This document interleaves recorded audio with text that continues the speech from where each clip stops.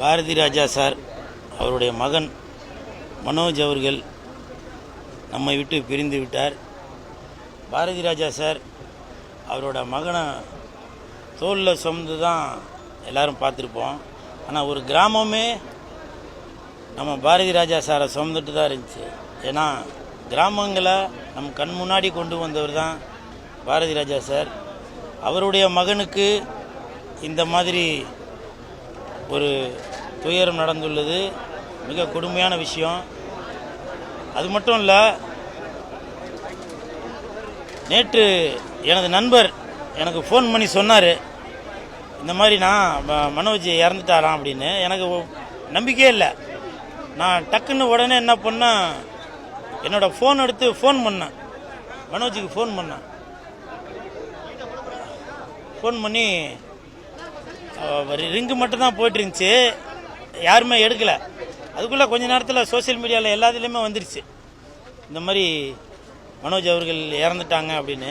ஆண்டவா, இது பொய்யா இருக்கக்கூடாதா அப்படின்னு நினச்சேன். ஆனால் இந்த மாதிரி ஒரு துயரம் இருந்து விட்டது. எனது நண்பர் மனோஜ் அவர்கள் ஒரு வெள்ளிக்கிழமையும் எனக்கு ஃபோன் பண்ணிடுவார், கூட இன்னைக்கு என்ன படம் பார்த்த, எந்த படம் நல்லாயிருக்கு அப்படின்னு சொல்லி கேட்பார். சிகப்பு ரோஜாக்கள் அந்த படத்தை மறுபடியும் ரீமேக் பண்ண போகிறேன், அதில் உனக்கு ஒரு மெயினான கேரக்டரு, நான் அது கேரக்டர் யோசிக்கும் போதே உன்னை பற்றி தான் யோசித்து வச்சேன், கூல் சுரேஷ்க்கு இந்த படத்துக்கு அப்புறம் வேறு லெவலில் போயிடுவேன் அப்படின்னு சொல்லி சொன்னார். அதெல்லாம் இன்னமும் எனக்கு அப்படியே கண்ணு முன்னாடியே ஞாபகம் வந்துட்டுருக்கு. 1999 நான் சிங்கப்பூரில் இருக்கும்போது தாஜ்மஹால் படம் ரிலீஸ் ஆச்சு.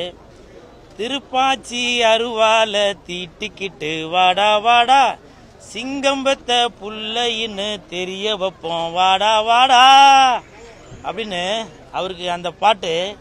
இன்னைக்கு 48 வயசில் பாரதி ராஜா சாருக்கு இந்த மாதிரி ஒரு துயரமான சம்பவம்.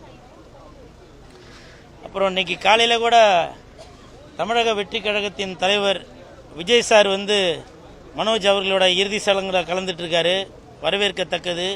ஆனால் சில பேர் இதை அரசியலாக்கிட்டாங்க. ஒரு 10 நாளைக்கு முன்னாடி தமிழக வெற்றி கழகத்தில் மாவட்ட செயலாளர் ஒருத்தர் இறந்துட்டாரு, அவரோட சாவுக்கு விஜய் சார் போல, ஆனால் இதுக்கு மட்டும் வந்திருக்காரு அப்படின்னு சொல்லி சில பேர் சொல்லியிருந்தாங்க. இப்போவும் சொல்கிறாங்க, தமிழக வெற்றி கழகத்தின் தலைவர் விஜய் சார் எப்பவுமே என் நெஞ்சில் குடியிருக்கும் அப்படின்னு சொல்லுவாங்க இல்லையா, உங்களோட மனசில் குடியிருக்கிறவர் தான் விஜய் சார். அதனால் அவர் எப்போவுமே பாகுபாடு பார்க்க மாட்டார், ஏழை பணக்காரன் பார்க்க மாட்டார், எல்லா நிகழ்ச்சியிலையும் அவர் கலந்துப்பார். இப்போ ஷூட்டிங்லேயும் சினிமாவிலையும் அரசியல்லையும் இருக்கிறதுனால அவரால் எல்லா நிகழ்ச்சிகளையும் கலந்து கொள்ள முடியல. அதுதான், தயவு செஞ்சு இந்த விஷயத்தை அரசியலாக்காதீங்க. அன்னைக்கு அந்த மாவட்ட செயலாளரோட நிகழ்ச்சியில் கலந்துக்க முடியாததுக்கு ஷூட்டிங்கிறது ஒரு காரணமாக இருந்ததாக கேள்விப்பட்டேன். என்றைக்குமே தமிழக வெற்றி கழகத்தின் தலைவர் விஜய் சார் நம்ம கூட தான் இருக்கிறாரு. தயவு செஞ்சு இதை ஒரு இஷ்யூ ஆக்காதீங்க.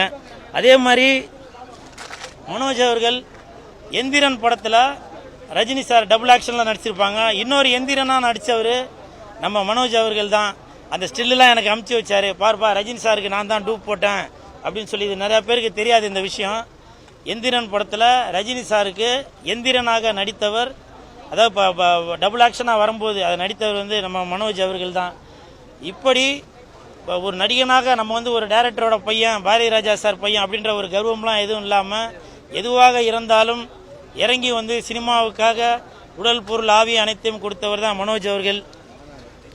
அவர்கள் இன்று இல்லை அப்படின்றது ஒரு பெரிய துயரமான சம்பவம் தான். அவரோட ஆத்மா சாந்தி அடையணும்.